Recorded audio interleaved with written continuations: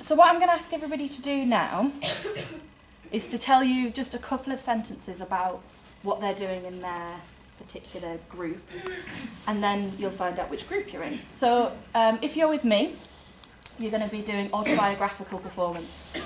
And so we're going to look at a range of things from stand-up comedy to Facebook to performance art, and that will be practical research as well as theoretical research, and working towards a large-scale autobiographical piece. Pam, do you want to say what you're doing? Yes, I'm doing dance theatre, and note there are 2 words to that. So we'll be investigating the history and development of dance theatre as a genre, and you will have the opportunity to create and develop your own style of dance theatre, and we'll be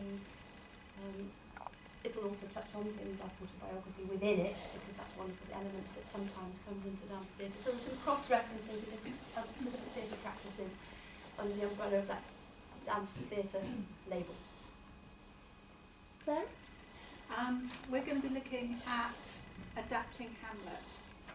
So that's going to be investigating different types of adaptation and then devising our own version of Hamlet at the end.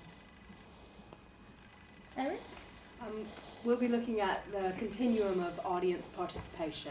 So everything from sort of applied forms of community-based theatre all the way through to sort of immersive audience practice, and then we'll be choosing where on that continuum you want your device piece to lie. Everything? We're doing post-dramatic theatre and Heine Müller, Hamlet Machine. We'll be working on post-dramatic aesthetics, and then at the end we'll be working on the text by Heine Müller.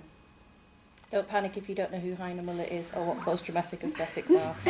By the end of the course you will, and you'll love it. And last but definitely not least, Paul. So we're looking at 3 things essentially. We're looking at ethnography, narrative inquiry and performance studies, and I'll break those terms down to my group once we're in the little break-off session. The lens that we'll be looking at to achieve those aims, or to look at those aims, is female boxing.